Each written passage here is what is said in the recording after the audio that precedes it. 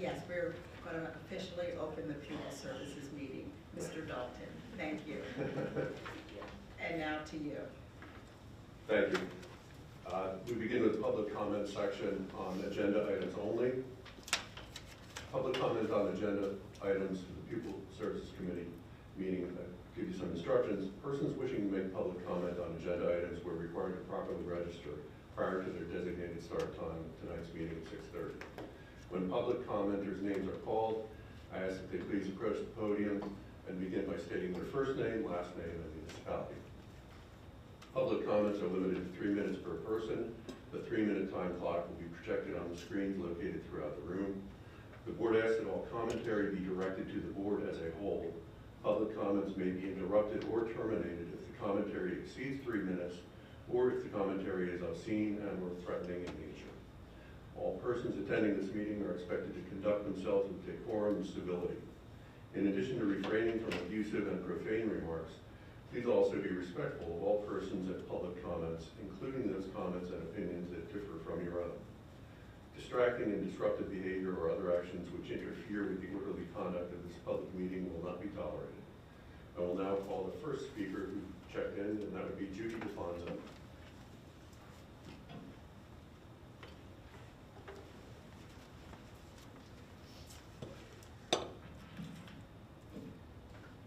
Hi everyone, Judy DeFonso, still living in East Goshen Township. I wanted to talk a little bit about the monitoring that PDE does. They do it every 6 years. Wanted to kind of compare and contrast that to the audit that happens with the finances of an institution. Audits happen annually, that's every year, a lot less frequently with the monitoring. And it's called monitoring because it's not an audit. I always thought it was kind of the same, but they're the same but different. With monitoring, and I happened to take the training for the monitoring a couple months back, they pull 10 IEPs. We have 17 schools in the district. There's 13 different categories of in IDEA. So it's not really all that extensive a look-see at things. With an audit, you take a statistical sample based on a population size and confidence level. Just to give you an instance, when I worked as an accountant and I was audited and they were looking at accounts payable, we had 26 batches of accounts payable checks. They looked at 6 out of the 26, which is about 23%. The 10 that get looked at in monitoring amounts to less than half of 1%. So, I mean, to bring it up to 23%, they'd be looking at over 400 IEPs. And they do a thorough job because they contact the parent, the teacher. They may even interview the student when they did monitoring. They come in, and I think they spend about 3 days with the monitoring so as not to disrupt things too much. Also, the people doing the monitoring get paid by the state, and I think there's some budgetary restrictions on why it's not more extensive. So I just kind of wanted to give you some perspective on that, you know, there could be a whole building that's doing something wrong, and nothing even gets pulled in that building.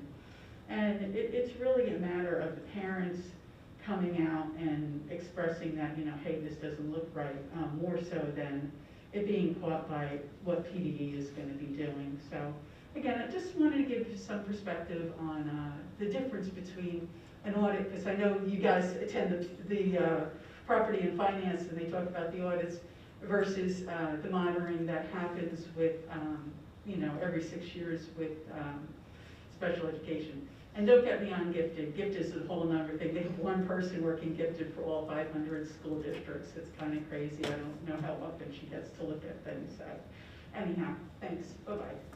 Thank you. Thank you.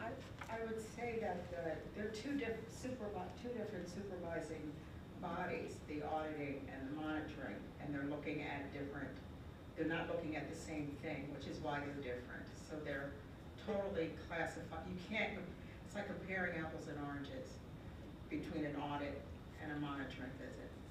Exactly. I always thought they were similar, but they're similar, but Yeah. not really.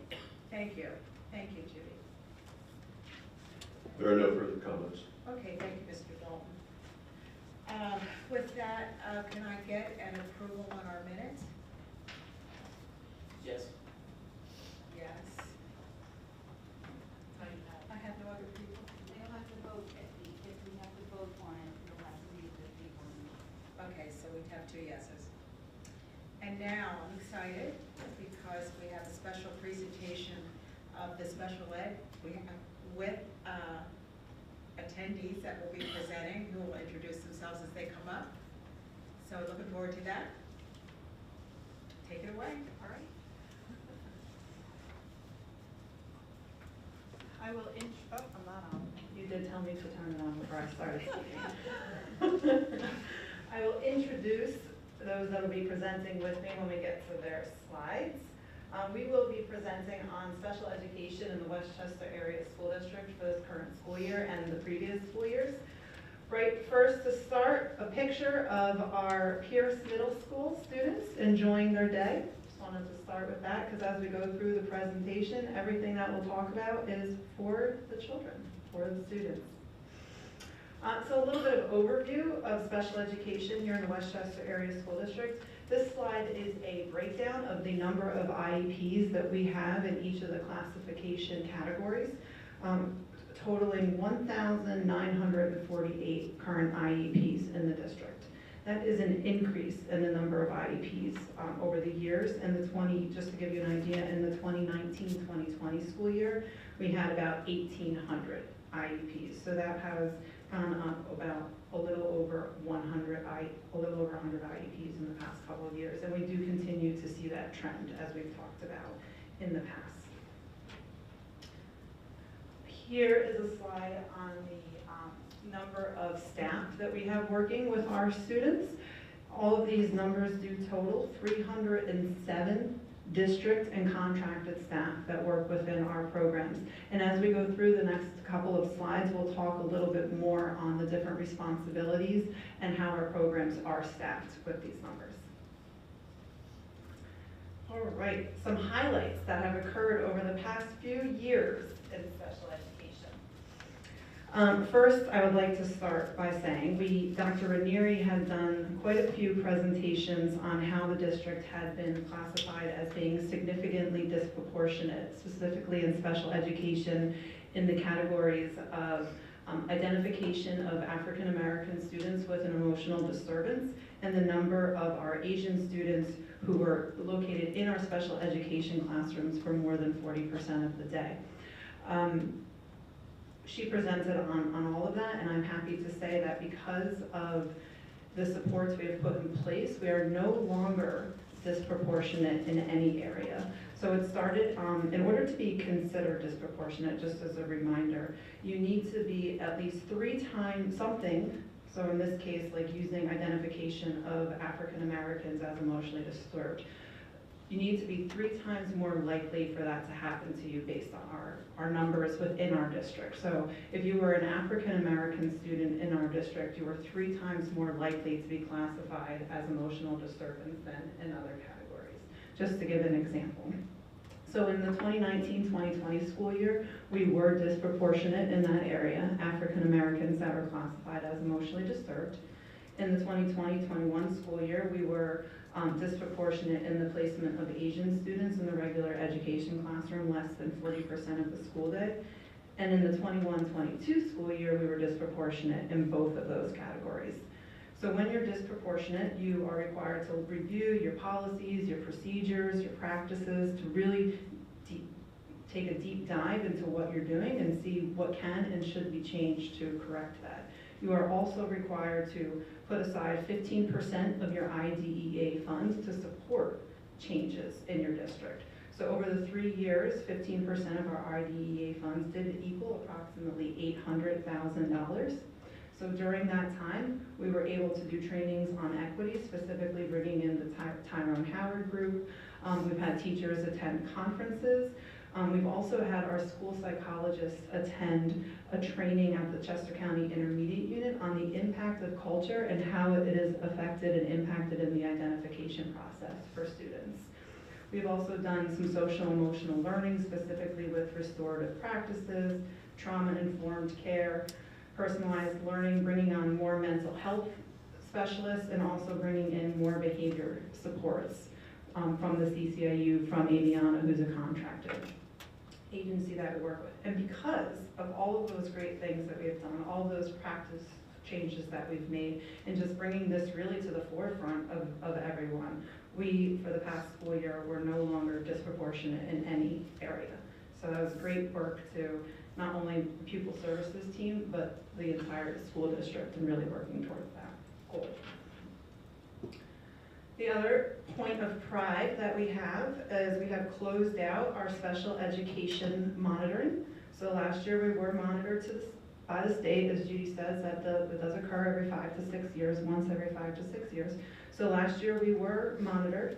There were a few items that we were in corrective action for. So I will say that when the state comes in, they pull a percentage of our IEPs in each disability category and each of the 20-some categories that they are looking for. So we actually had a little over, I would say, at least 150 IEPs that were pulled that we had to upload into the system during that monitoring. And then the areas where we did need to make some improvements, where the state pulled an IEP, and let's say they pull 15 IEPs that have to do with ESY, and just one of those IEPs has a mistake, then we were identified as needing to correct that with all of our staff. So in the areas that we needed to correct, we worked with those teachers of the students whose IEPs they pulled and had some personalized trainings. And then we also did all staff trainings in August when all the teachers returned. After we had done that, the state required that we upload additional IEPs. They gave us those names, we had to pull them to ensure that those IEPs were compliant and we were not making the same mistakes we had made previously. When we uploaded those IEPs in the fall and they were reviewed, we got a letter saying that we were no longer in corrective action for anything and that our monitoring had been closed out and they would see us in about 5 years. So it's great work for our team. Overall, our monitoring went very well. We're very proud of that. And we continue to make great strides to support all students in that area. So everything I've talked about here and the next few slides that special education supervisors are going to talk about are all the wonderful things that we do for the students. So with special education, as we know, it is a large budget. Last year in the district, we spent about $39 million in special education. This year's budget, obviously the year is not over, so I don't have a total amount for you at this point. But I would like to point out that because of all of the wonderful programs we have, all the ways we support students, our litigation costs last year were just slightly over $1 million, which is about only 3% of that $39 million budget. And this year, we are about at $500,000. I mean, there is still some time left in the school year, but we have seen a trend where our litigation costs have gone down over the years. And I really do attribute that to the wonderful supports we've been putting in place, to the trainings we've been having for teachers. So we've really worked hard in that area to make sure that we're providing kids with the best education that we can. Is there any, if there's any questions on anything, feel free to stop. So what we are going to do now is I'm going to invite my special education supervisors up here, and they are going to present on the different programs that we have in the district. I will allow them to introduce themselves to you as they start speaking. Hi everyone, I'm Jen Holstein. I'm the supervisor of special education for the East Feeder Pattern. I'm going to start with discussing some of the services and supports and trainings we have outlined within our learning support program. So the majority of the students that Melissa spoke about who have been identified with IEPs, they are receiving their direct instruction and services through our learning support. Learning support is provided in all of our buildings. So at the elementary level, we have anywhere from 2 to 4 learning support teachers. The middle school level, at all 3 middle schools, 8, and at the high school level, 10. Students receiving learning support receive direct instruction in one, more, or all of the areas within reading, written expression, social skills, or executive functioning. The need for direct instruction is based upon the needs and strengths that are identified within that student's individualized education plan. All of our instruction, regardless of what specific area it's provided in, is data-driven. Our teachers work to include as much of the general education curriculum as they can, but also supplement with additional resources to help the students achieve growth in potential gaps within reading, social skills, executive functioning, math, or written expression. Some highlights that have taken place over the most recent years within learning support are some of the professional development that we've provided for our teachers. Right now, we have 6 cohorts that have completed or are in the process of going through language essentials for teachers of reading and spelling professional development. We work with the Chester County Intermediate Unit to provide this professional development to our teachers.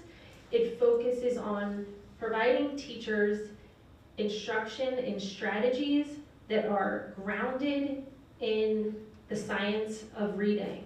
So our teachers are learning about what strategies they can implement regardless of what reading curriculum or materials they have. Our teachers go through full day trainings within each area of reading, starting with phonology, working all the way up through comprehension and spelling and writing.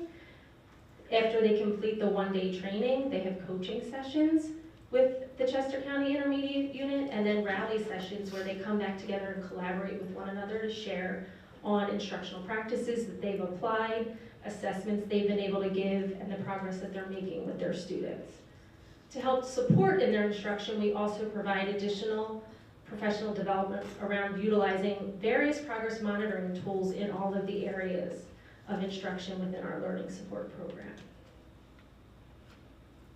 Our next slide is the beginning of some information specific to our intensive program. So the autistic support program is housed within the East Feeder.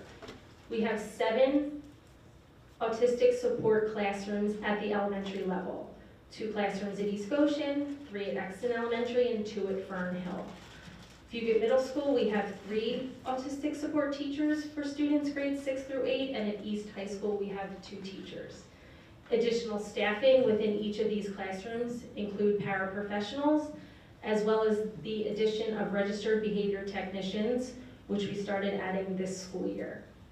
Programming specific to the autistic support program focuses on verbal behavior milestones, daily living skills, functional academics, literacy and math skills, social skills, as well as employment skills. In the area of employment skills, students at Fugate Middle School start to develop those daily living skills as well as vocational skills through the use of our coffee cart, which I know you'll also hear about within the Henderson feeder pattern at Pierce. And then our students at East High School are participating in some on-site job training through the Discover program. One really important initiative that we utilize at the elementary and middle school level to support our teachers in the intensive autistic support program is our work with Patan's Autism Initiative. This is a consultation that has been occurring for multiple years where we have members of Patan, 2 consultants come in monthly, work directly with our teachers and our staff to provide them with strategies that they can implement within their classrooms to support their students in social communication skills development, daily living skills, make sure that they are effectively utilizing strategies that work for our students, and also supporting the staff in progress monitoring and reporting out important information to our parents. That is an initiative that I've seen firsthand. The teachers really seem to appreciate, and we want to continue into the next school year. They also work very closely with our board certified behavior analysts through Aviana to help support our students in the development of social skills and behavior development. I'm now going to turn it over to Mike. Good evening. Mike Pierce, I'm the supervisor of special education for the Ruston feeder pattern. I will be speaking to you about the multiple disability support in the Ruston feeder pattern. So the multiple disabilities program are currently located within three schools: Starkweather Elementary School, which has 2 teachers servicing students in grades K through 2 and 3 through 5. Stetson Middle School has 1 teacher servicing grades 6 through 8, and Ruston High School has 1 teacher servicing students grades 9 through 12. Classes are staffed with paraprofessionals to support individuals as well as groups. The program also works closely with the nursing staff to support various medical needs. Programming includes, but is not limited to, focusing on daily living skills, feeding support, functional academics, physical support, tool-giving support needs, and social and behavioral skills. It is important to note that our multiple disabilities program is the newest of our intensive support programs. We started with a program at Starkweather, and as students moved up from Starkweather, we opened up a program at Stetson. Currently, we have the newest program at Ruston, which just opened up this year, with a beautiful new classroom. There is no set curriculum, rather it is based on students' individual given needs. It's one-to-one instruction from much of the time throughout the day based on those individual needs.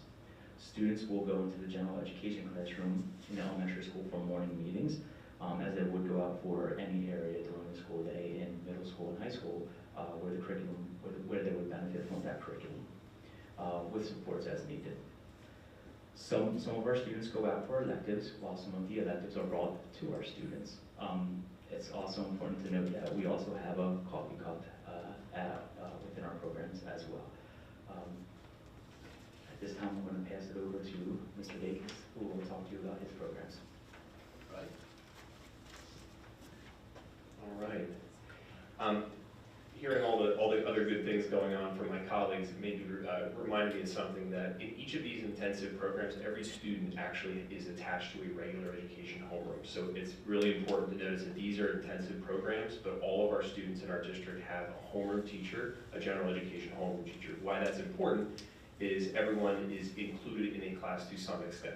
So just want to make that part clear. So in my feeder pattern, I'm PJ Dacus. I'm the supervisor of special ed for the Henderson feeder pattern. I supervise our life skills support program, and I have for the past going on 6 years. At East Bradford, that's where our students requiring life skills enter the district. We have 2 teachers there. One of them teaches grades K to 2. The other one teaches grades 3 to 5. At Pierce, we've had 1 life skills teacher there for quite a long time, and we saw a need this past year because of upped enrollment in the life skills program, that we actually added a staff that's there part-time. So that staff, we have 1.5 staff at Pierce. She will start her day at Henderson, and then she goes over to Pierce in the afternoon. So at Henderson High School, we then have 1.5 teachers assisting there for grades 9 through 12. And we have, we're very excited, I'm always excited to talk about our independent living and transition house, which is located right across the street from Henderson, in the old Taylor's print shop. For those who remember the old Taylor's print shop, I don't, but I've been told to say it's the old Taylor's print shop, so everyone will know what I'm talking about. Thank you, Daryl. We have 1 teacher over there, and we have 3 paraprofessionals serving 12 students currently. Total of 6 teachers in the life skills K-21 continuum support. In life skills, students are going to learn about community-based instruction. As the students get older, they go on a lot of trips. We actually have planned community-based instruction K to 21, but you'll find that our students in 9 to 12, actually really our middle and get out quite a lot, going to the mall, or learning to go shopping, going to Giant most frequently, because the meal planning component is a big part of the program. In our 18 to 21 program, it obviously gets even more important. The students are trying to independently do all the things that I just mentioned to you: shop, our employment skills, daily living activities, leisure skills, functional academics. So that's what we work on in life skills generally. Our emotional support program, I supervise our more intensive emotional support program, which is located at Greystone Elementary. Currently, we have 1 elementary autistic support program in 1 of our elementary buildings, but there are plans to open one now that Greystone is in the Henderson feeder pattern. There are plans to open another program in the Ruston feeder pattern and also the East feeder pattern. It's a goal for next year. At that Greystone program, we have 2 teachers for K-2 and 3-5. We have a board-certified behavior analyst that also helps us out with all of our functional behavior assessments, data management, provides a lot of just push and support along the way. Definitely not just data and analysis. They're helping out on a day-to-day basis. But that support, that behavior support, is integral to that program, but also the programs that are at the secondary level. All 6 of our secondary buildings, Pierce, Fugate, Stetson, Henderson, East, Ruston, they all have behavior support, and they all have an emotional support classroom located in their building. Pierce, Fugate, and Stetson have 1 teacher per building. Henderson, East, and Ruston, it may vary, but there's at least 1 teacher. Some buildings, based on enrollment, may need to allocate some other staff to assist with emotional support based on enrollment and based on student identification. Could you just clarify that for me about, so there is emotional support in each of the secondary schools? Yes, and by when I say there is emotional support, there's a teacher, yes, there is. And that means there's a teacher and there's a location dedicated to that. In the school? In the school for that instruction. So what did you mention earlier that was going to be opening in the other? So, I'm sorry, Joyce, I should have been more specific. With the Greystone Elementary, that's our 1 elementary ES program. At the elementary level, we're going to open up another classroom in the East feeder pattern and the Ruston feeder pattern for next year. Okay. Good. Thank you. Sure.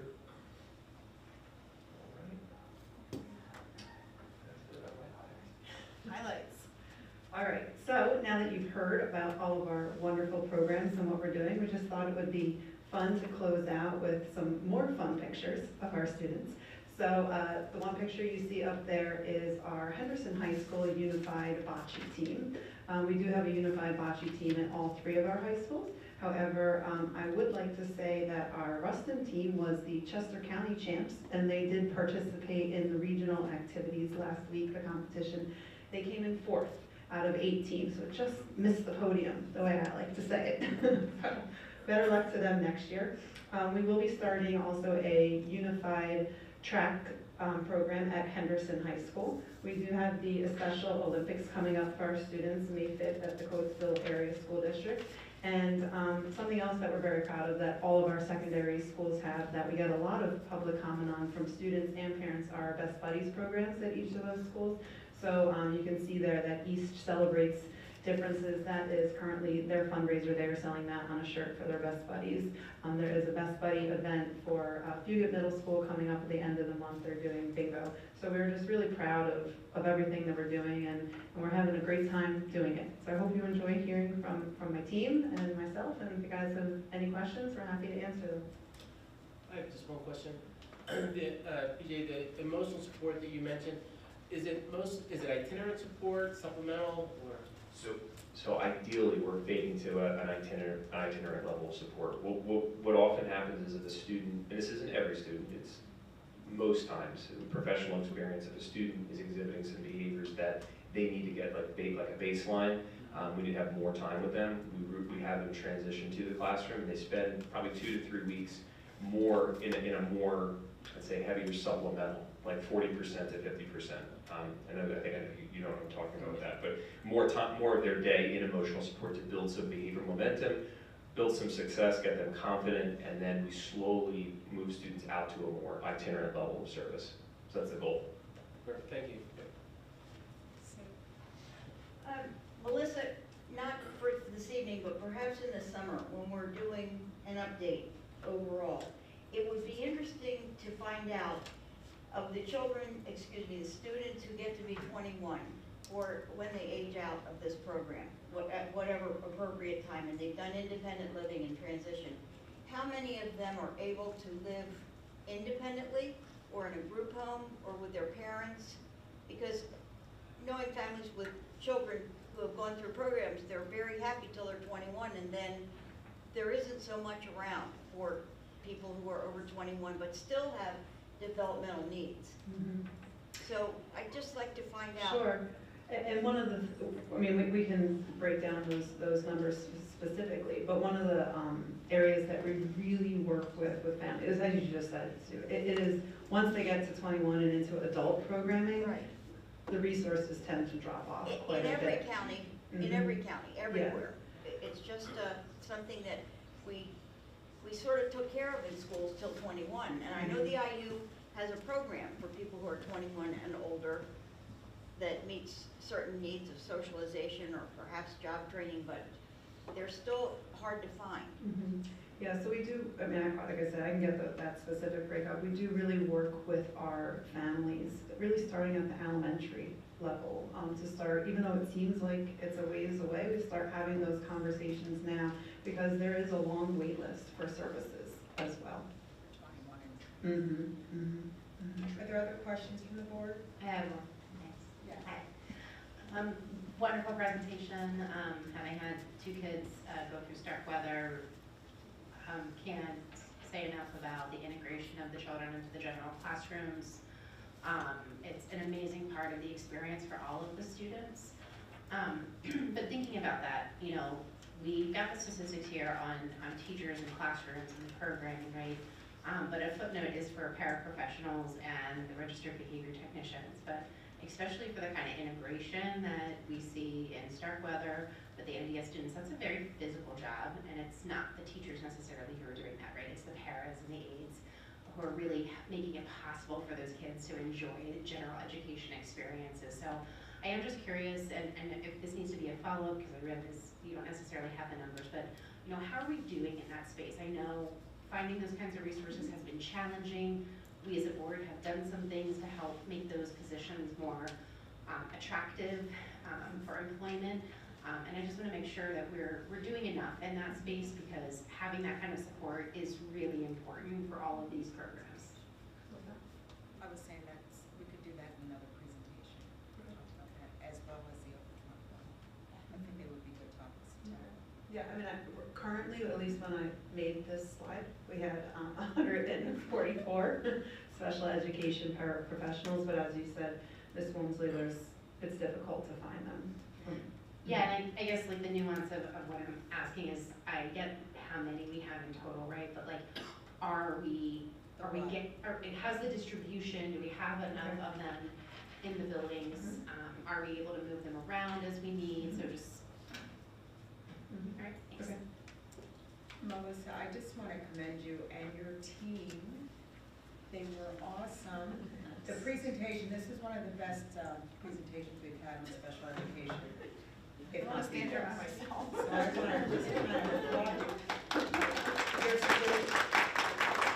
There's so much good news. I'm glad the monitoring went well. I know how monitoring can be disruptive to our everyday living, but you know, it's a have-to-do thing.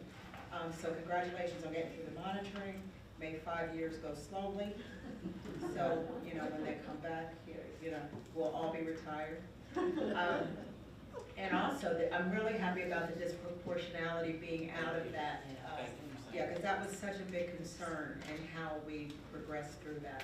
I also am very impressed by the cohesiveness of the team with your many layers of professionals and paraprofessionals working. It's a lot to collectively keep moving forward. So keep up the good work, team. Thank you so much. Thank you for the work that you're doing. We appreciate you all. Thank you, thank you, thank you. Thank you for that, and thank you all for your support. You're welcome. Yeah. And with that, we are closing the pupil services meeting. Thank you so much, everybody. But don't go away. Yeah, there's more. We're gonna move right into the education meeting, and we'll start off with public. I just wanted to say, everybody, this is Mr. Darnell, Mr. Darrell Darnell, who is the new chair of the Education Committee. You know, we lost Kate Shaw. Well, we didn't exactly lose her, but she went someplace else. And so Darrell has stepped up to take on a challenging committee filled with many things, but he's up to the task. And so, Mr. Darnell, it's all yours. And I acknowledge that I'm attempting to fill very big shoes with Kate Shaw. I won't tell you And then that. formerly, Yeah. before that, President Tiernan. Yeah. So if anything goes wrong tonight, I'm blaming it on daylight savings time. And he won't sleep. For sure. But we'll start off with public comment if there are any. Now is the time for public comment on agenda items for the Education Committee meeting. Persons wishing to make public comment on agenda items were required to register prior to the designated start time of tonight's 7 o'clock meeting. When public commenters' names are called, and there was only one, I ask that they please approach the podium and begin by stating their first and last name and municipality. Public comments are limited to 3 minutes per person. The 3-minute time clock will be projected on the screens located in the room. The board asks that all commentary be directed to the board as a whole. Public comments may be interrupted or terminated if the commentary exceeds 3 minutes or if the commentary is obscene and or threatening in nature. All persons attending this meeting are expected to conduct themselves with decorum and civility. In addition to refraining from abusive and profane remarks, please also be respectful of all persons and public comments, including those comments and opinions that differ from your own. Distracting and disruptive behavior or other actions which interfere with the orderly conduct of this meeting will not be tolerated. And with that, I will call our first speaker, and it's Judy DeFonso.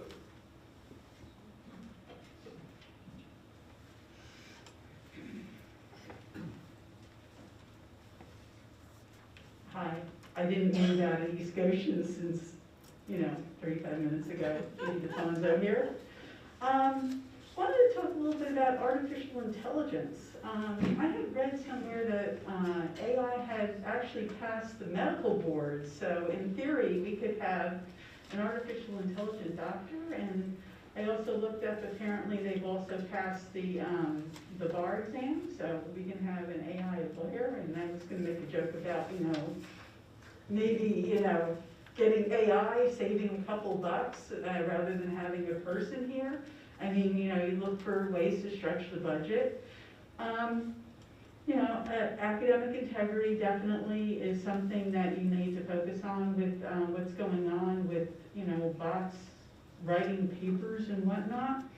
But I'm wondering if AI can take over some of the workload of teachers. I know that no teacher goes into education because they love paperwork and want to write IEPs and reports and such like that. It's like, if AI could do a draft of an IEP and then just the team meet and individualize it for the student, I think that you can have maybe some better retention, because I know that the special education teachers, it seems that they come and go rather quickly. They stay in the field on average 3 to 5 years, and with the teacher shortage, it'd be nice maybe if they stuck around a little longer, and if we made their jobs a little easier, maybe that would happen. I was also thinking, co-teaching. I know that can be very beneficial. If you have AI teaching the class, you can have a physical teacher as a co-teacher looking to make sure that the students are, kind of on task, looking like they're paying attention and absorbing the information and clarifying what, the bot is saying, kind of thing. I know that their Khan Academy talks about a flipped classroom, kind of on that model, where students would watch a video in the evening and then come to school prepared to do homework, and do the practice at school, where they have someone who's trained to kind of help them out. So I'm just wondering about looking at, the AI glass as half full rather than half empty, or maybe we could bring it into the district as something that's going to help cut costs, make teachers' lives a little easier. I'm not aware of what the committee that's looking at this does, but I'm looking forward to hearing more about what's happening, and if we can see it as a plus rather than a minus. Thank you. And thank you for your comment, Alfonso. We only have one item that needs a vote tonight, and that's voting on minutes from the February 7th Education Committee meeting. However, we don't have 3 people, so we'll vote on that on. Yes, I think so. At the big meeting, we'll vote on the minutes. Okay. The committee will, yes, Okay, yes, so we're supposed to vote until the board meeting. yes. We would like, the next item on the agenda is we would now like to hear from Dr. Everly and the English Language Department overview. So we welcome you to the podium.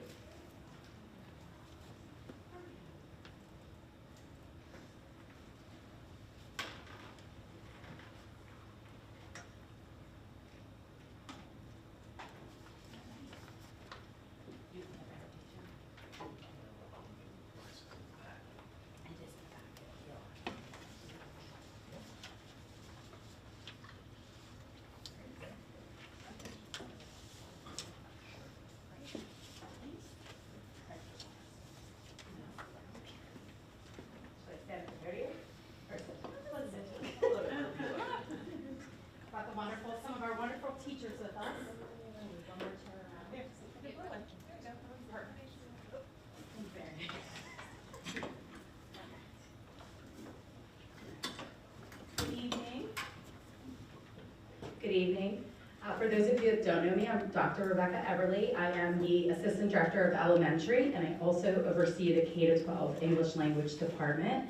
So tonight, we are very excited and honored to be here with all of you to just share a little bit about who we are as an EL program in the district. So as I shared, I brought actually four, we have another teacher in the back, English language specialists with me. We have 22 EL teachers across our 17 buildings, and we'll talk a little bit tonight about what the program looks like for our ELs on a daily basis, as well as, again, who we are, what our demographics are across Westchester, the various supports that we've put in place over time, and then most excitedly, you will hear from some of our students in the district and their families. So we're really excited to be here tonight, so thank you. I will turn it over to, I think, Anastasia. Well, good evening, and thank you for the opportunity to share. I'm sorry. Good evening, and thank you for the opportunity to share some information about our English learners in our district. We currently have approximately 550 English learners across our schools and 22 English language development teachers. From those, we have 35 that identify as Hispanic, and 60%, although 60% of our students' home language is Spanish, we have 38 other languages that are represented in our district across our schools. Some other languages besides English and Spanish that are spoken are Telugu and Tamil. And we have 206 students that do not identify as, they're not active English learners, but their families have requested communication to be in their preferred language. In addition, we have 19 students that identify as SLIFE, and SLIFE stands for Students with Limited or Interrupted Formal Education. We provide services and supports to the students, and now I'll turn it over to one of our English language development teachers in elementary, Mrs. Marianne Heckenberg, and she can talk to us about the different supports and programs that we offer to meet the needs and strengths of our English learners. Thank you. Hi, so when students register at the Westchester Area School District, we ask families to complete a home language survey, which is recommended by the Pennsylvania Department of Education. So if a family indicates that they speak another language at home, then the ELD staff will reach out to conduct a family interview. From here, the ELD teacher will conduct a WIDA screener to determine the student's English language proficiency. And then our teachers are trained in administering this assessment every year. Keeps us fresh. And then for program model, there's pull-out program where we provide language development opportunities, and we'll utilize grade level standards-based core content. So for example, if I'm teaching a third grade group in a pull-out setting, I'm going to look at the science concepts, and we're going to further explore that vocabulary, and we're going to develop their English language skills. For the push-in support that we provide, it's really great because we get to work with the regular education teacher, and we get to provide scaffolds and to give them insights on language accommodation so that our students can access the content. So we're not watering anything down, we're just giving them equitable access to what we're learning. And then each year, all students will participate in the WIDA Access Assessment. There are 4 domains that students are tested on. It's their reading, writing, speaking, and listening in English. So we're able to get an overall proficiency language level for each student, and this allows us to monitor their language development as years continue and to know how to provide the appropriate supports for our students. So that's it. I'm going to turn it over to Mrs. Jennifer Gallagher, who is a secondary teacher at the high school. Hello, good evening. Okay, so we also provide a variety of supports through our program, and as EL teachers, we collaborate with content area teachers at the high school level, classroom teachers at the elementary level, to help to provide the scaffolds that are necessary for our students to have equitable access to the curriculum, can come up with alternative assessments and think of creative ways to allow them to access the curriculum even with their language while they're working on their language proficiency and development. We also work very closely with our school counselors and social workers, as well as administrators, to provide various support for families who have diverse needs, which is often the case. At the high school level, we also have a handful of students who are here in the United States without parents and have very unique needs. So luckily, at the high school, we have our first life counselor this year who is basically working with that group of students, and we work really closely together on ensuring that our students have the supports that they need. Can you get the next? Oh, okay. Glasses off. The district, okay, so for communication, we work with students from, as Anastasia said, with all different languages and their families as well. We have hired a community engagement specialist in Mrs. Sandra Bradley, and she has been fabulous. I've been in the district for 26 years, and so much has changed in the past few years since she's been involved. We also provide great translation and interpretation services. Nancy Kelly has been fabulous in helping us to keep that organized. We have a Spanish dedicated phone line, and in the past few years that's really picked up and parents are aware of it. That has helped with communication greatly. Talking Points is an app that we use to communicate with families. I think that's still working. We're still working to get the word out on that, but it's been a big help to many staff in our buildings. And we use InterpreTalk for phone conversations if we can't get one of our live translators. So we have lots of options available to everyone. I don't know about the Say Hi app, so I'll skip that. The Say Hi app is just something we're piloting right now. It really provides an opportunity for immediate conversation. So if we have a newcomer come to us and literally speaks no English, we had this happen. One of our students was crying and frustrated.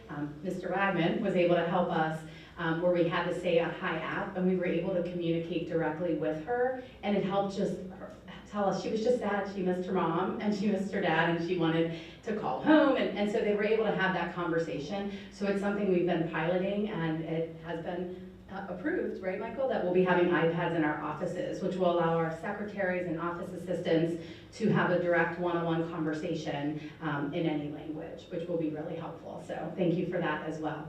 And now for the best part of our presentation, we're going to invite up some of our students that are in the Westchester Area School District to share a little bit with you tonight.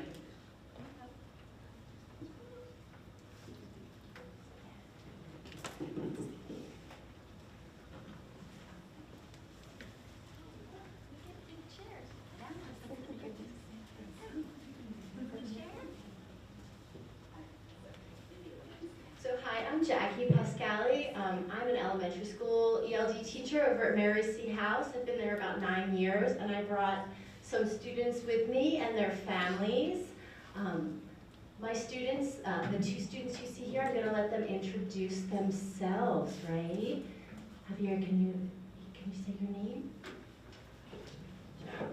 My name is Samuel, and who's your teacher at Mary C. House? Mrs. Jackson, very good. And how old are you? 5. Hi, my name is Regina.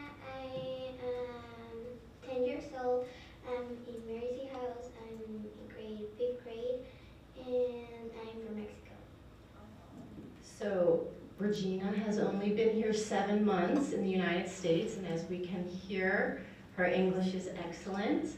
Regina, can you tell us a little something about what it was like to start school at Mary C. House? Well, when my dad told me that we're going to move here, I was really nervous to new school, new friends, new things, new language, you know. But when we arrived here, I was really nervous and sad because I didn't understand nothing in English really. My dad want to express her idea, but I when I got to school, I didn't have any friends because they can't understand me, and I didn't understand them, so that was really hard. But then Ms. Pascali practiced to me morning and afternoons, practice, practice, practice, and yeah. And then I know more English than before, and now I can express my ideas and more things.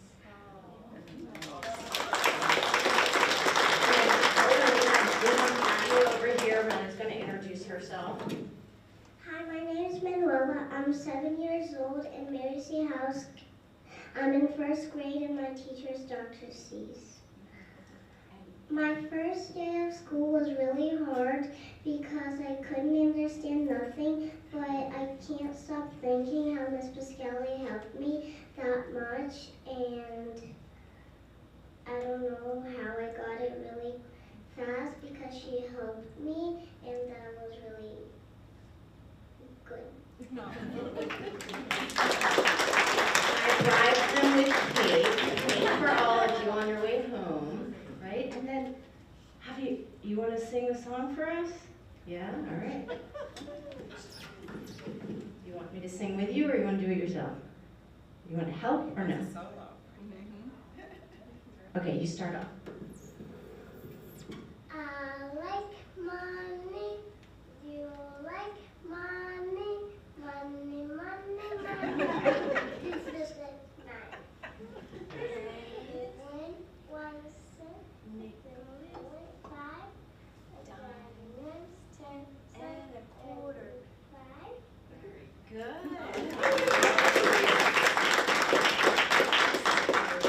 So, I mean, I think the best thing about being an ELD teacher is they literally didn't speak English. And, 7 months, and Manu's been here about a year now. She came around this time last year, and just the joy of seeing them, and now they have friends, and they are able to communicate, and so I just think that the program is so important, and you can see for yourself. Thank you.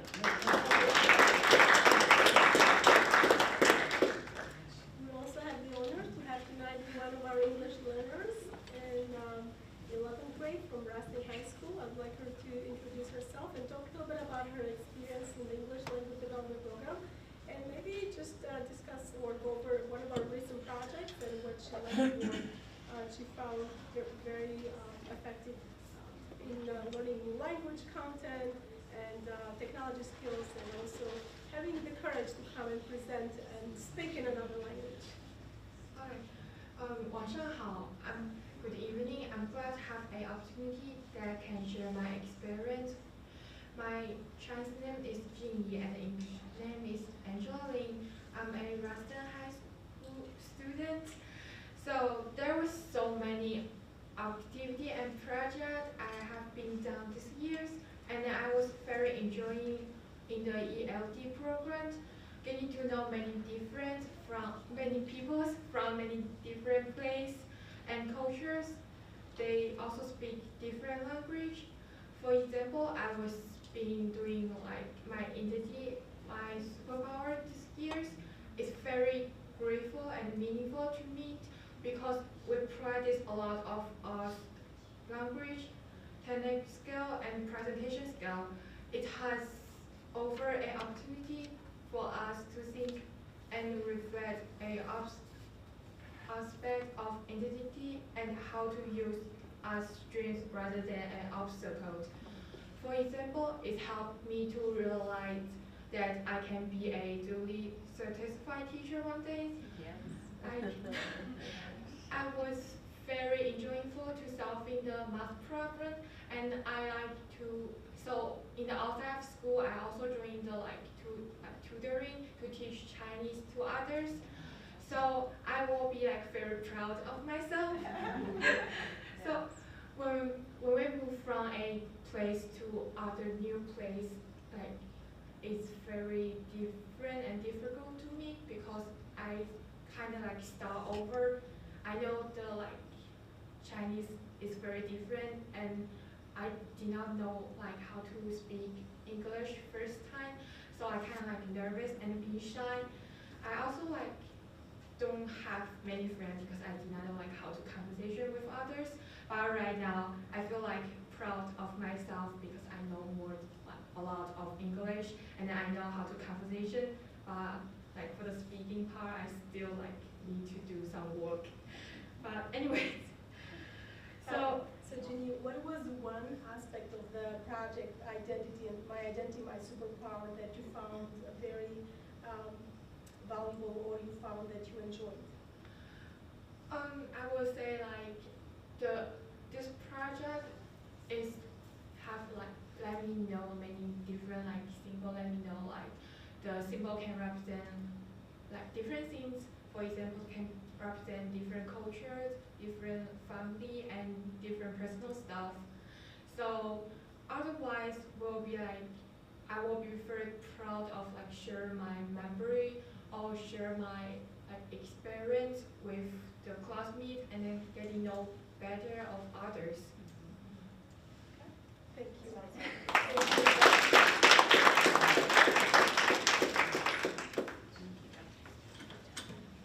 So really that concludes our presentation this evening, but our English language learning population continues to grow. From the slides, 509, and we checked today, we're at 550 students. So we continue to grow. It's a wonderful program. We appreciate all of your support that you always give us and all of the money along the way that has allowed us to do everything that we do. The EL teachers are fantastic. It's truly a wonderful group. They care about kids. They go above and beyond to make sure our kids are being met where they come to us, and we move them along their learning continuum. So we appreciate you allowing us some time this evening to share a little bit about who we are. Thank you. Any questions from any board members or committee members? I will just say as an adult literacy instructor who's probably teaching some of the parents, it's just wonderful to see the kids and how they're blossoming and how they're not afraid to use their English. You know, going to another country and being out there and trying to navigate the waters is difficult. And so I'm just so proud of these kids for taking that risk to just try to speak the language. And some of the bridges are not easy, like to go from an Asian language to English is, hard. It's hard. So congratulations to the kids, congratulations to the teachers. Wonderful. That is amazing. Thank you so much. And one of our district priorities, as you know, are learning environments. And so the team really prides themselves on making sure our students are comfortable, the families feel welcome. So a lot of what we do is more than just teaching them in the classroom. We surround ourselves, we wrap our arms around the whole family and make sure we're supporting them in truly every way, linking them to resources that they may need in the community. So I think the caring community that our teachers provide have really allowed our families to kind of be engaged and involved. So thank you, Joyce, for noticing that. I really hope that I wish the students were still here. I know. And I hope their parents have them rewatch the YouTube presentation because they're going to want to know how they sounded, and they were phenomenal. Your presentation was amazing, but the kids was a beautiful exclamation point. Yeah. I think one or two little questions. The WIDA Access Assessment, is that used to help exit the program? It is, yes. So we do it annually. We actually just wrapped it up. It's a standardized assessment, very similar to the PSSAs or Keystones. So we go through about a January to March, 2-month window that we're able to take it. We were actually audited this year as well, and that went very well also.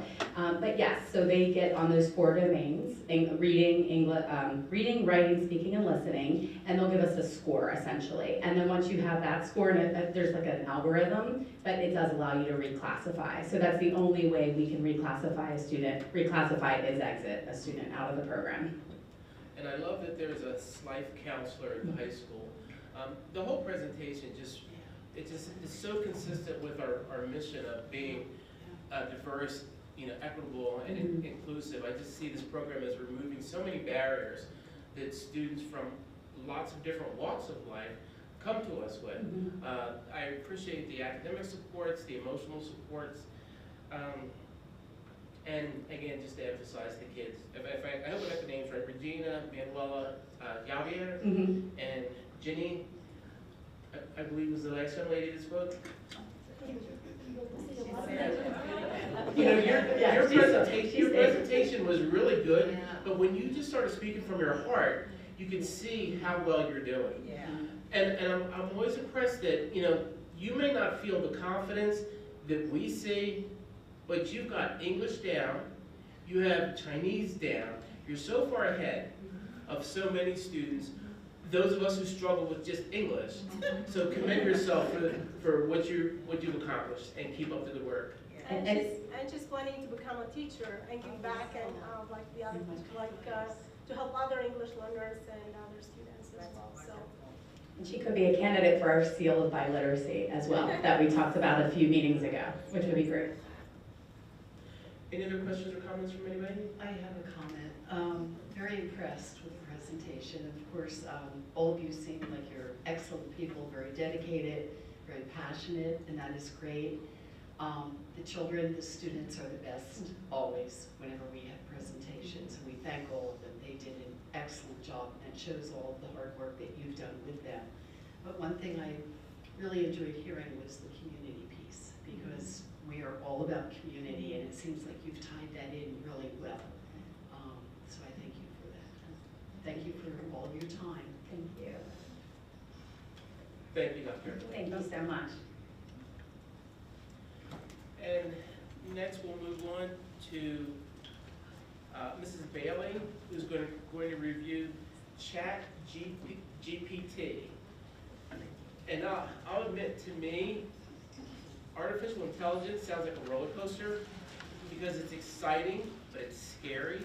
So I'm really looking forward to hearing this presentation, to hear kind of where we are as a district looking at this technology and just kind of where we are in that process. So thanks for being here. Thank you. Good evening, everybody.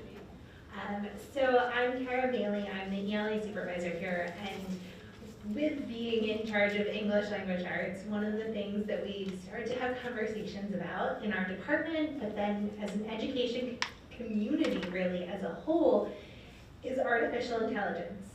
So to kind of start, just to put that little acronym out there, when I refer to AI this evening, I'll be speaking about artificial intelligence, which, if that sounds like something out of a sci-fi movie, it kind of is in a weird way.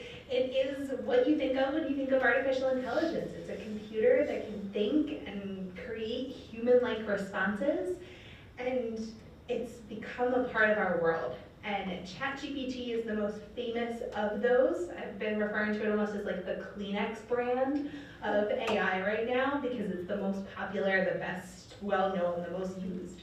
But we're looking right now at just what impact this will have on our learners, because we want to make sure that we're teaching our students to read, to write, to communicate, to think, all of the things that we know matter so much. And we also need to look at what's going on in the technological world and what our students are going to engage with now and in the future. So you'll notice right now we are called a think tank, and that is for a reason. So far we have had 2 meetings, so we're very much in the infancy of beginning this work and beginning these conversations. We're also attending different webinars. We're looking at what colleges are doing to address this. We're looking at what other school districts are doing. Some are banning it, some are choosing to fully embrace it, and we're really trying to figure out what's our Westchester kind of approach to this. So our think tank right now is comprised of librarians, teachers, administrators, board members, and we're really grateful for all of those who are putting their efforts into thinking about this. The first kind of step that I wanted to take today with you all is to just look at what ChatGPT is. So if you've never heard of it, if it's new to you or you've sort of seen an article here or there, just to give some background on what we're looking into. So ChatGPT was created by OpenAI and is backed by Microsoft. So Microsoft is the majority shareholder. At this point, I think they own 46% of the company. With that, they're backed by what's called OpenAI, which is the software that supports pretty much every AI program that's out there, and there are a lot. But like I said, ChatGPT is sort of the big name. It's the one where everyone's kind of talking about it. And the reason for that is it launched in November, launched specifically at the very end of November. And at the time, I think everyone kind of thought, okay, we can look into this in a few months. I know we kind of on the think tank, a few of the members were like, oh, by summer, we should start to think about this. And then by January, there were 13 million active users per day using just ChatGPT. Many of those were our students, even though at the time, you could not have an account because you needed to be 18 years or older, right?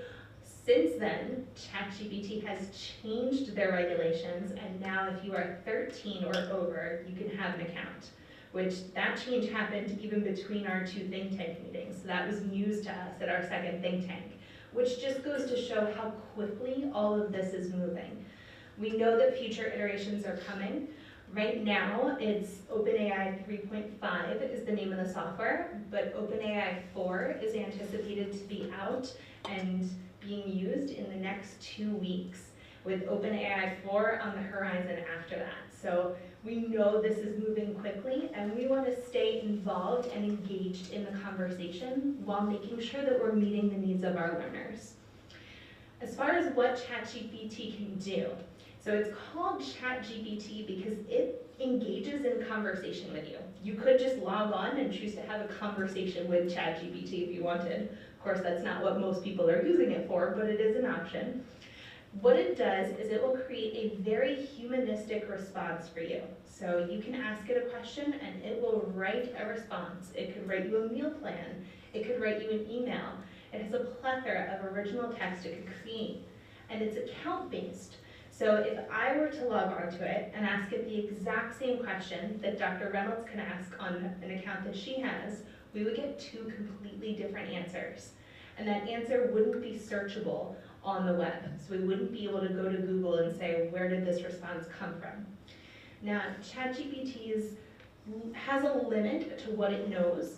Currently, its data set ends in 2021, so it doesn't officially know anything after 2021. However, it does learn from what users input into it. So if someone were to share a news article with ChatGPT, which does happen, it then gains that knowledge from what was shared with it. So that leads us to even more implications of what this is and where the information is coming from and citations, all sorts of really big questions, which is what our think tank is looking to pursue. We need to know more about this in order to make decisions, recommendations, figuring out how to use this and to work alongside it, and where our parameters need to be surrounding it. So like I said, right now, very much in the infancy stages. Now, I've introduced ChatGPT to you, but I also thought it would be appropriate, given the nature of ChatGPT, for it to introduce itself to you. So if you take a look up at the screen, or this is included in your board packet, I went to ChatGPT in preparation for this presentation and said, ChatGPT, please introduce yourself to the Westchester Area School District School Board and members of the community. And you'll see it does. It begins in a very personal way of, hello everyone, my name is ChatGPT, and I am an artificial intelligence language model trained by OpenAI. And you'll notice if you read through it, it goes on to detail what it can do. And you'll notice just the level of complexity in the language it's using.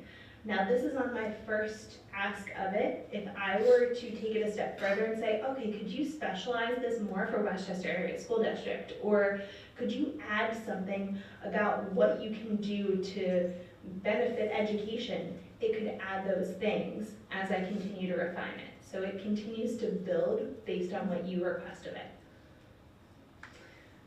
As I said, there are other examples of AI out there. So ChatGPT is the big name, but there's lots of examples. And really, AI dates back quite a few years at this point. There was a symphony in, I believe, Australia who used it in 2017 to produce an entirely original production through AI. But some of the big ones that are out there right now are ChatGPT, its sister site DALL-E, where you can actually have it create an original image for you. The one you'll see on the slide was created by Dolly, and you'll notice it doesn't quite get the image perfect.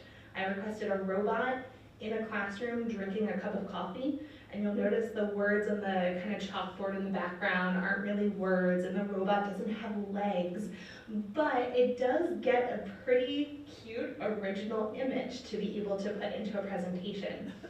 There's also a bunch of other examples. There is one specifically to education that's coming out in the next few weeks called Frizzle, which is based on Mrs. Frizzle from the Magic School Bus, if you're familiar with those books. And it's being designed by teachers to be used by teachers. Poised is another one where you can actually practice your public speaking, and you can get feedback by uploading your presentation in a video of you presenting, and it'll give real-time feedback of how to improve. So lots of different possibilities that are inspiring and interesting and also a little intimidating. And that's what our think tank has really been working through. We've also been looking at this from really a community standpoint. Ultimately, we are teaching students who will go into the world and need to be citizens of that world. So Forbes magazine put together a list of jobs that they anticipate will be most impacted by AI over the next few years, knowing that AI will most likely be a billion-dollar company by the end of next year. So we're looking at an impact most likely on lawyers, copywriters, human resources, computer programming, public relations, teachers. It's really going to have some wide-reaching impacts that we need to consider. So one of the big questions that we've been looking into, because this is more grounded in the work we do on a day-to-day basis, is can ChatGPT do my homework? So one of the questions that we put in as a think tank was, what were the causes of World War I? Write this in a paragraph of 3 to 5 sentences, and it does so. Now, with a caveat, it will lie with authority. So it will say it knows something even if the facts aren't completely right.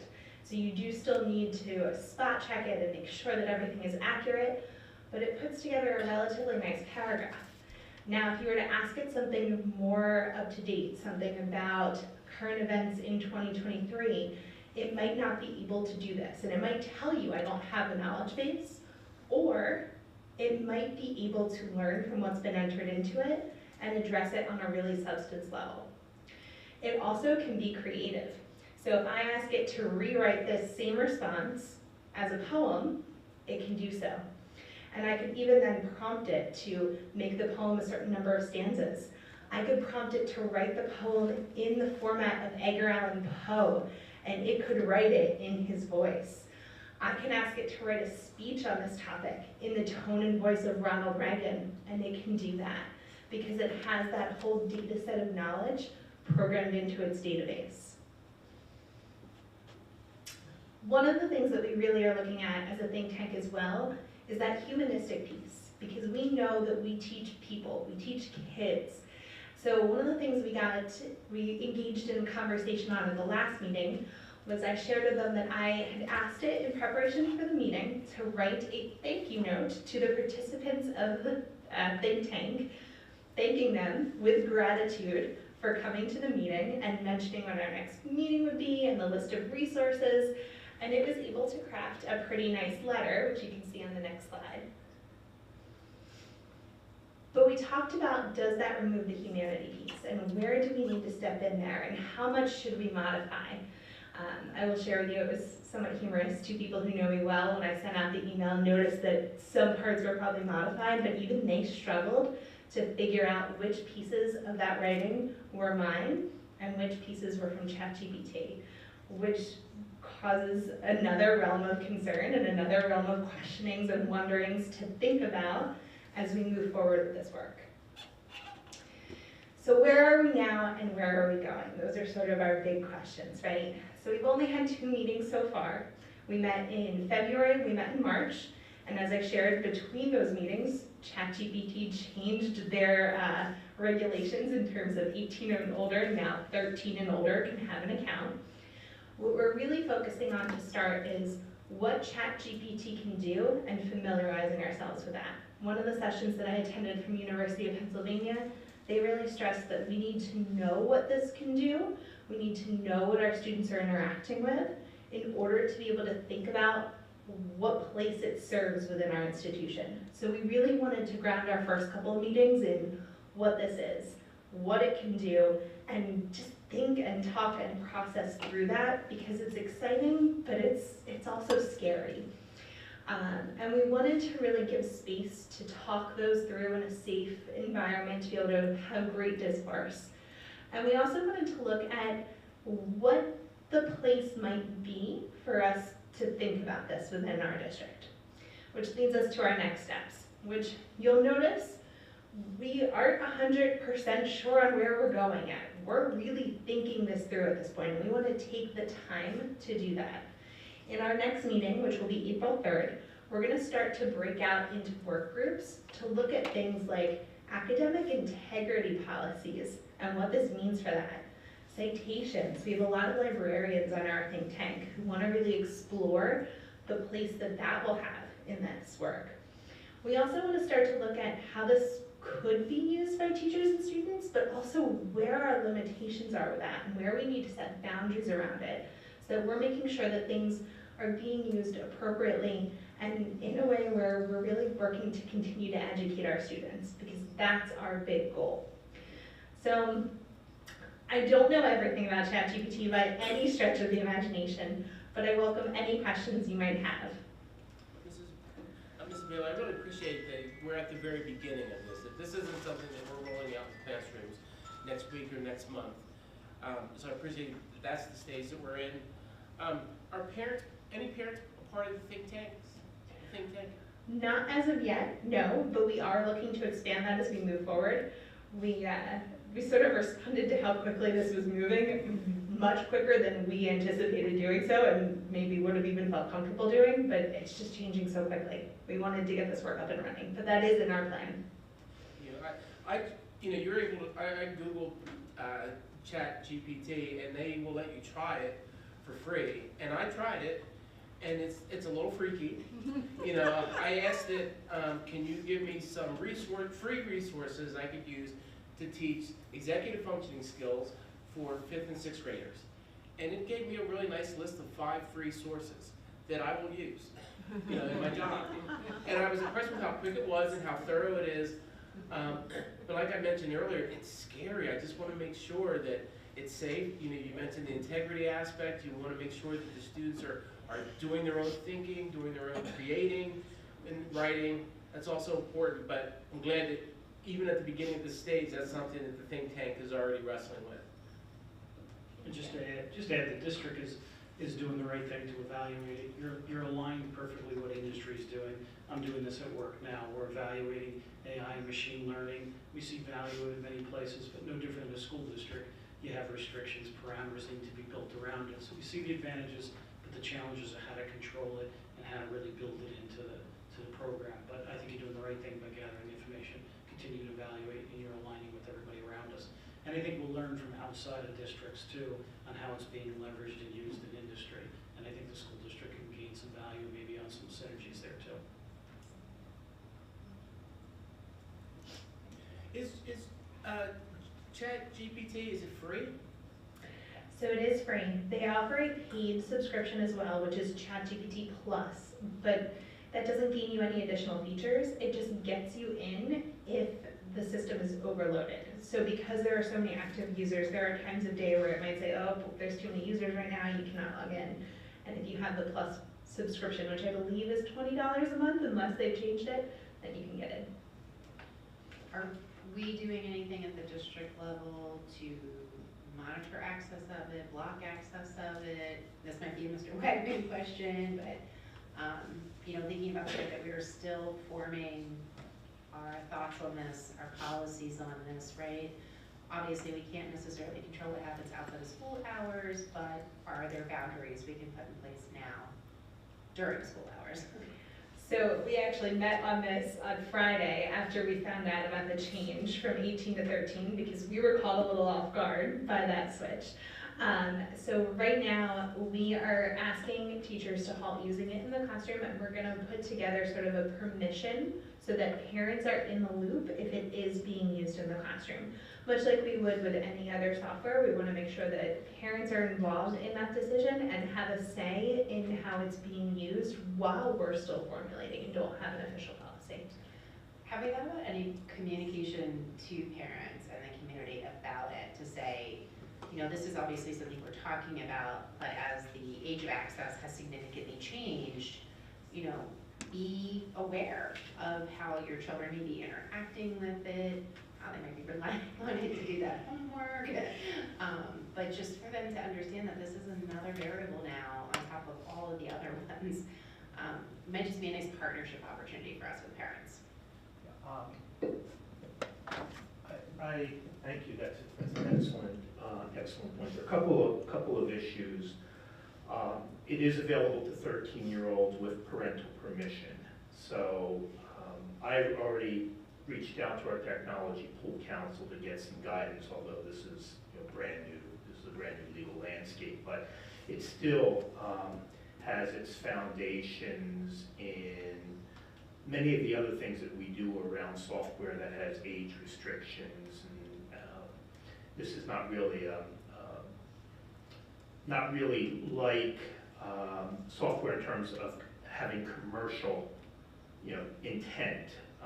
And in that case, there's federal law that we follow that requires us to provide notification of the software that we do use in that context. This is a little bit different, but for the moment, unless I'm advised differently, we're going to treat it as such. Currently, it is open on our network to adults. I believe, and I will confirm this, but I believe it is blocked for students. I don't think that's a good long-term strategy, however. You know there's a kid right now trying that, right? Absolutely, and I have no doubt that somebody will figure out a way around it, and it'll be just one more thing, one more game of whack-a-mole. And I don't think that that's a good long-term strategy, but we are taking our time and being very deliberate.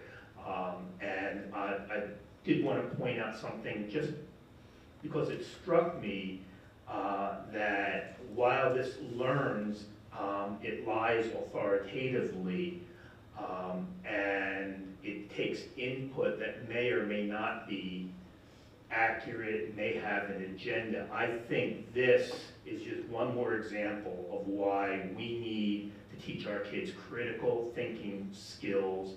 Never trust a single source, check your sources. It can be co-opted. I don't want to be dystopian, but it can very easily be co-opted. So I think we have to be very careful of that as well. How does it intersect with, let's say, plagiarism? That is a very big question that I think everyone is looking into right now across the scope of education, from college all the way to us, right?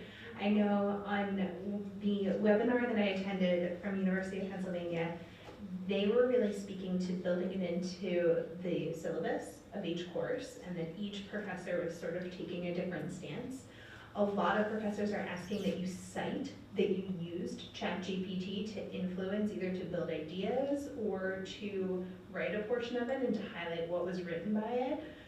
I think it's a really big question that we don't have answers to yet, because it is an original work, and by their privacy policy, their terms of use, technically you own the piece of writing that it creates for you because it's account-based. So plagiarism becomes a tricky word, and it almost becomes that academic integrity piece of disclosing your source and disclosing where you get your information from. This almost reminds me of when, I remember this specifically because I was writing advertising at the time, when the internet was developed, and they brought us into this big room to explain this thing. And I kept saying, I just don't see how this is going to work. You mean we can't go there and find anything? So this is kind of the same kind of strange new world that's coming about. And in 5 years from now, it'll be like salt on a table, you know? Thanks for it, that was so interesting. There are realtors who can use this to make all of their house descriptions. So they don't have to do that work anymore. They don't feel they read and speak very well. So they ask the GPT to write, that bot to write a description of the house and what's in there. And it's happy to do it, happy to make things up, happy to be right, happy not to be right, doesn't matter. If it lies authoritatively, then Yes. it could say the house is 6,000 square feet, when actually it's 1,500. It doesn't matter, it has no So, ethical, constraints. filter. Yes. Carol, I'm sorry, I just had a comment. Go ahead, I'm sorry, I didn't mean to interrupt. I had a thought, I think you had mentioned the idea of blocking the site from the school laptops that students have going forward, or that it is blocked? No, I believe it is blocked for students right now. I will confirm that, because I'm on television, it is open for staff. I don't think blocking it for students is a good long-term strategy, but I think we need the time to figure out how we're going to use this. Because quite frankly, and this was the point I was going to make, so thank you. Writing is thinking, and our kids need to be able to write, and because it refines their thinking. So I think we have to really figure out when it's appropriate to use this and teach those skills, and teach that frame of mind, that habit of mind to our students at a very young age.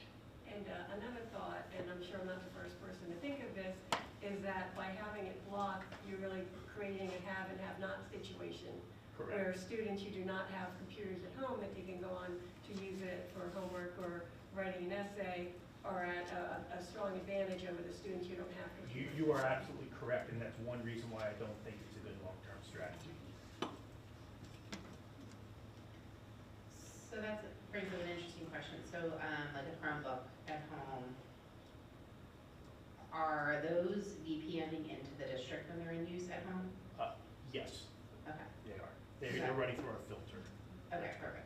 And you mentioned this before about like interacting with email, right? But I think what's really unnerving a little bit about this is the fact that it can start to like adopt your way of speaking and communicating, right? So it's anybody's ability to understand the nuance of what the AI wrote versus what you authentically wrote is going to be really hard to do. And this is a tipping point. I mean, AI, robotic process automation, it has been around for a long time. I certainly do plenty of it in my day-to-day work in IT, and it's been hard to adopt because in the past, it's needed things to be very basic, very routine, patterned, to the point that there can be no deviation or variation. This is the opposite of that. This is boundless. Yes, and the fact that it can paint outside of the boundaries comfortably and with authority is what is really different here from what we've seen from any kind of automation in the past. We're not sure what we're doing with it as a company. It's a lot to be figured out here. So I appreciate the fact that you're really ahead of the curve on this and thinking about it proactively. Any other final thoughts or questions? Kara, thank you so much for the presentation. You've given us a lot to think about, and keep us posted. Thank you.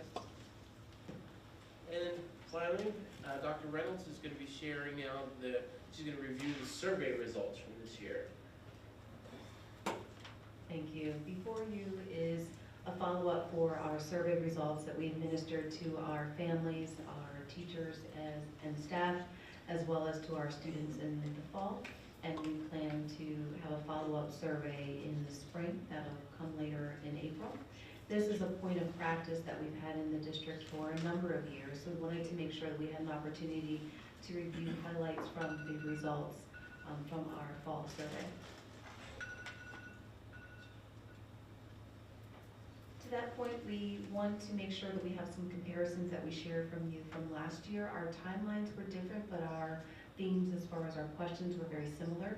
Last year, we surveyed our families and staff and students in February of '22, and then we ended that year in May, being able to look at those comparative results. This year, we wanted to make sure that we had the capturing more closely aligned to the start of the school year and then one that was more closely aligned to the end of the school year. As you can see in the past, we've had a high number of respondents, so we take that feedback, we review that, we share it with our administrators in our buildings as well as those here in the district level. We take a look at those themes and priorities that we can delve into, and we'll continue to do the same. Just want to note for our students, we have students at the elementary level in grade 5 complete the survey, and for all of our students in our middle and high schools are open to complete the survey. For our fall survey, we had over 7,500 respondents, and we'll look at our comparative data when we administer the survey again in April. So first we want to walk you through some of our survey highlights from our families.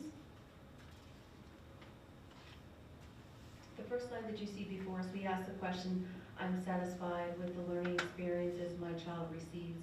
And we're looking at comparing where we were, not necessarily the same point in time, but when we administered the survey for the first time last school year, which was the middle of the year, and where we were in our first administration for this point in the 22-23 school year. So you can see by and large, well actually across the board, we had an increase as far as families' responses to their satisfaction with the learning experience that their child receives. And our goal is always to be at the 90th percentile or higher. We want to make sure that we have a strong and robust response rate from our families and that they're reporting a positive experience. We have some work to do if you look on the other side as far as this question, I'm satisfied with the counseling services my child receives. This is an area that we're delving into, particularly with our Pupil Services Department and with our counselors in particular, to make sure that we have an understanding of what exactly are the expectations for our families, how can we do a better job to provide the service and meet that expectation, because across the board we find that we're falling short below that 90th percent target, and we also find that we've had a decline as far as we compare their rate of response in positivity from last year to this fall. So that's an area that we'll be delving into, not just from just different survey responses, but leaning in more closely to look to our families, to get feedback from our counselors, to hear what's going well, what are some areas of points of struggle, and to make sure that we hear from our families as far as their expectation. Clay, can I just ask real quick, just to clarify the timing? So we've got 2 bars, right? 2022 fall, 2022 mid-year. So is one of these bars from last year's survey? Yeah, so what we're doing is we're comparing this 2 snapshots in point in time. The first time we administered it last year and the first time we administered it this year, even though the times are different. So last year, we didn't do a fall administration. Last year, our first administration was in February. So the timing is a little bit off, but we're comparing the first administration from last year to the first administration from this year. Okay, so the lighter blue is last year's first survey, and the dark blue is this year's first Yes. survey. Okay, thank you. Next, we're looking at, just taking a look at the student experience. If we can back up just one, and we wanted to just note by and large, that's a point of celebration as far as from a family highlights our students' experience. When we compare last year from this time in that first administration to where we are right now, you can see across the board we've had an increase in parents reporting that my child uses technology in ways to support learning and communication. And that's a strong response rate that we want to celebrate and highlight. When we look over to the other slide, overall my child is having a good school year. Again, we've met that target as far as 90%, having a strong response rate from our families to say this is a great year in comparison, particularly to last year. Again, the communication theme is also a point of pride as far as my child's school regularly communicates with parents, feeling that's a point of celebration. And conversely, when we look over to the district regularly, communicates important information or events. Again, those are points of highlight for our district. I can say that that's something that we do look to balance, make sure that we are giving our families enough information without being overwhelming for what they receive from schools and from their teachers, as well as from the district level. We want to make sure that it is timely and just enough in amount. And then lastly, from a community feedback from our families, we asked the question, my child school fosters a positive environment, and you heard this as a point of emphasis. We have three main priorities that we're leaning into this year as far as our learning environment, teaching, learning, and also equitable practices. So for the learning environment, this year was a point of priority for us to really focus on belonging and fostering a strong, positive community. And you can see that with the exception of middle school that had a 1% dip, we have an increase for this year at the fall response rate. And when we ask families, I would recommend my child's school to others. Again, we're really, really close to bumping that up. We want to make sure that we're at the at or above the 90th percent as far as rate of positivity. But we've seen an increase from this year in comparison to last year. I want to briefly highlight some feedback that we've received from our staff. So we asked the question, as an employee, I feel that my perspectives are heard and valued, and I share them in the leadership positions at my building. This is one that we've unpacked a lot at a leadership level, as far as having to transition from a time of COVID where we were a lot in operations and responding to mandates, to being quick and nimble and how we needed to make sure that our staff and our students were safe, to saying now making sure that we have spaces to gather feedback and insight, not being overwhelming for every question or ask, but to make sure that there's clarity in our messaging and that there's voice. So we have increased, but we still have some work to do as far as making sure that those perspectives and voices are heard. And we look in the other slide there, I know whom to address my questions or concerns about my building. Still an area of point of pride, but we do have some work to do to make sure. I think in this regard, when we unpack this as administrators, we found that our focus is to be collaborative in our support. And sometimes what that means is that we're not clear as far as who's the one point person that a staff member could go to have questions clarifying. So we want to make sure that in an effort of being collaborative, we also want to be clear as far as who is the coordinator or point person for a resource or an initiative. Again, some points of highlight from the district experience. As an employee, I feel that my perspectives are heard from the positions of central office. So we wanted to take a look at what does that response rate look like from our schools? Also, what does it look like from the district level? And we can see that we've seen some decline there, except for the middle school, we've seen an increase, but slight.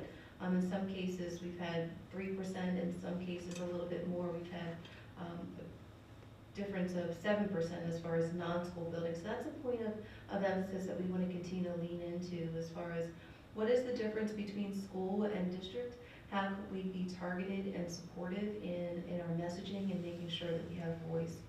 And on the other side there, I know whom to address my concerns about the school district. This is a point of emphasis that I shared on the last slide. We have some work to do is making sure that who is the point of contact is clear, and making sure that there's a space to be able to share not only celebrations, but to share constructive feedback and even criticisms if we're not meeting the mark across the board. Kalia, the only concern there is why the high school numbers, were so much lower on the second one. It's just a takeaway there. A little surprised by seeing that much of a difference. Exactly, that's a good point. And what our work is, particularly as we looked at this fall survey into the spring, is really looking intently as far as what are the points of feedback that we've got, and then what can we do in the school year to address that, but also beyond the school year as far as some themes that we have some work. Some pieces are immediate and we're able to make those adjustments. Some are long term. There just seems to be and I don't mean to reiterate, but there seems to be a theme with high school numbers being low on all these charts for some reason. There's some theme here. Point of focus for sure. Well, I mean, the 4 areas measured, 3 of them are declining, so that's, to me, that's a red flag, so to speak. Now, I assume though there is, a population density difference by each of these measures also, right? There's not as many people in our building as there are elementary versus middle, but even so, there's a story here, so look forward to understanding more of it. Absolutely. And I think as far as a point of through line, particularly for our survey for high school, we saw that there were a lot of changes and new initiatives within our high school experience. So that was something that, as a principal group, we did unpack to say what was going on. And at the time that we asked those questions, what were the other spaces that our staff members had to provide feedback beyond the survey? And what we found is that particularly for the fall, that was a stressor for teachers with change, even though we just added lunch and learn, but what that looked like, making sure that they were part of the point of clarity. So I know particularly for our principals, we do want to look closely at our spring survey to say, has that changed, or is this a through line that we need to look more deeply in? So is that starting to change some of the other things that you're looking at implementing for next school year?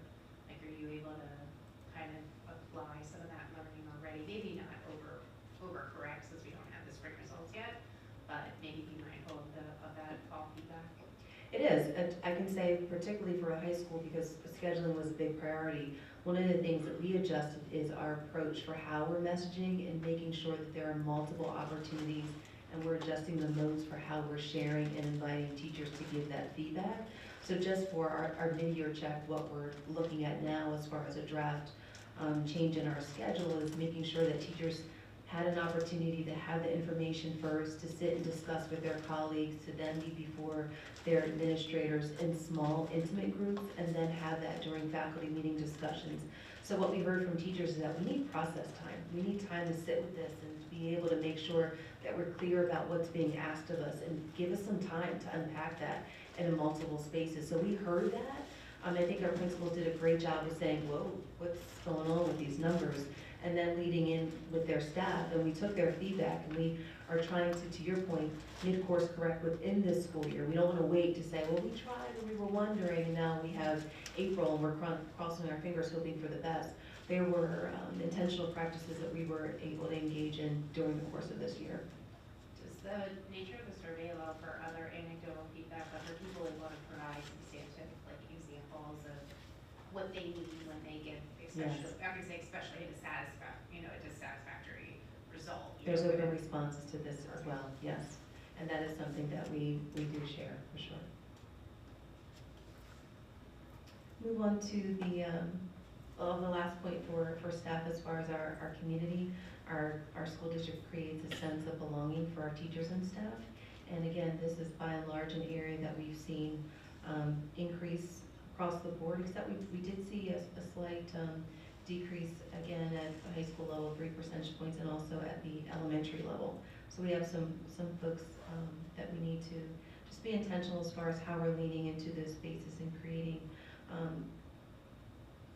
openness and opportunity for all. One of the points that we struggle with is that with the amount of turnover, we do work to embrace our staff during new teacher induction, but we have to continue to be mindful as far as we have new staff coming in and making sure that we have a returning staff, that their spaces where feedback and opportunity is shared. And then the last question on this point, I'm proud to work in the Westchester Area School District. This is a point of highlight, but I think that if you see across the board, we've seen a slight decline in some cases, just 2 or 3%, but it is something that we want to note and continue to focus on.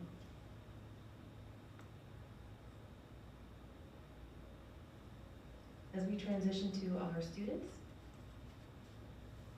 there are a number of takeaways that we lean into for feedback from our students. And again, for elementary students, we specifically ask our 5th grade students, so when you're looking at those elementary themes, recognize that it's representative of 1 grade level, as well as our students from the middle and high school levels. My teachers ask questions that help me think about my learning. Again, this is an area where we've seen an increase for this school year comparison to last, but we do have continued points of work. We want to make sure that we're at least the 80% mark, but 90 is our target. So we have some work to do there. Again, at the high school level, that's a lower indicator, but we have seen an increase. The question why teachers make learning engaging and interactive. Again, by and large, we've seen an increase across the board, just a 1% dip at the elementary level, but that's a point of priority as we continue to focus on how do we engage students in learning.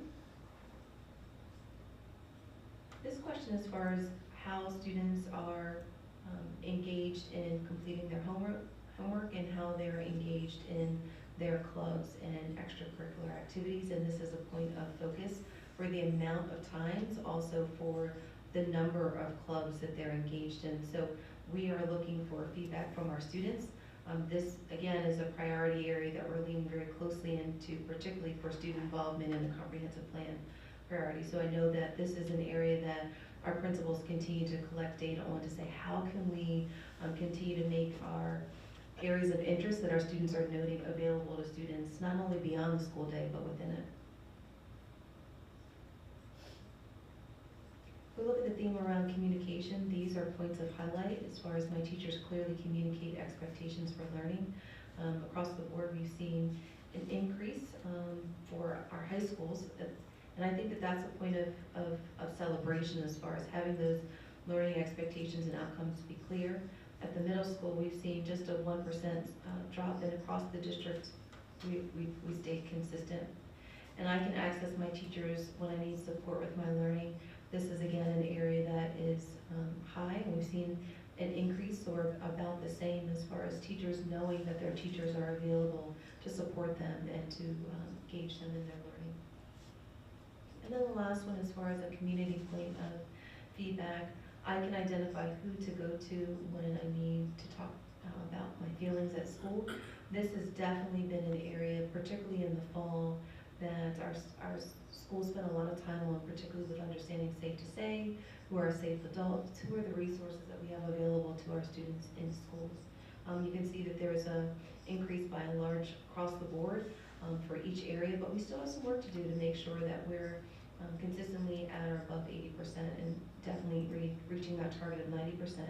And that question of my teachers help to create a positive classroom community.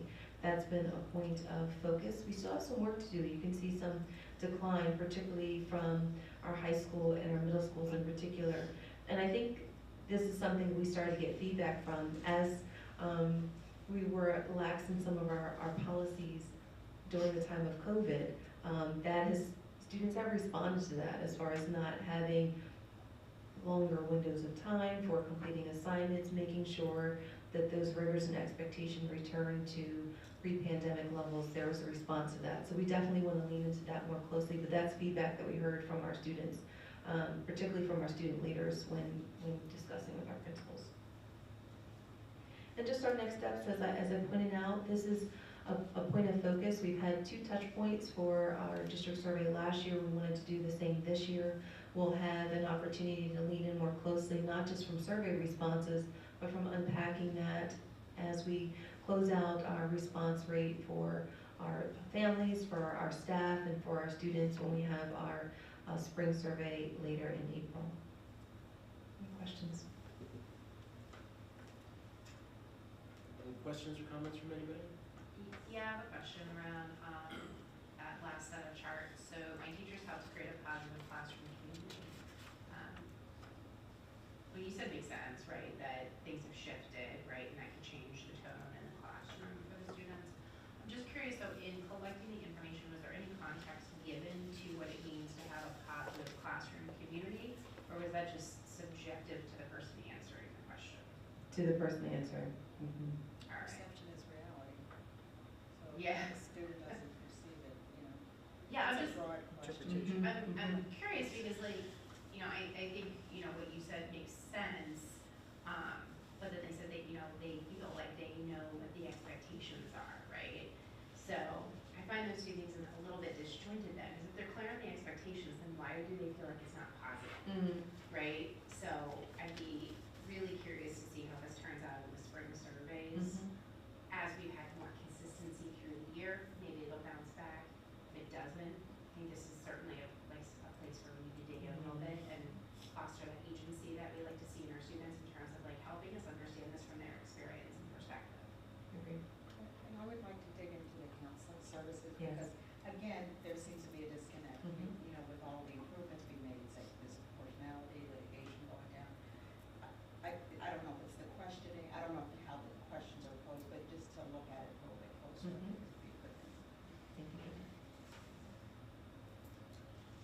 Anything else from anyone? I really appreciate that the survey really gives an objective view from the different communities, that it doesn't just, show that everything's rainbows and flowers. It shows our areas of need, and I appreciate that we're not shying away from, here are some areas that we need to focus on and we need to get better at. So thank you so much for the presentation. Thank you. And I believe that concludes my first education. I'm glad I was able to get everybody out before midnight. Thank you. Our next education. version of concise? I did really well as far as concise. I'll try to do better. We welcome the public to attend our next education meeting on Tuesday,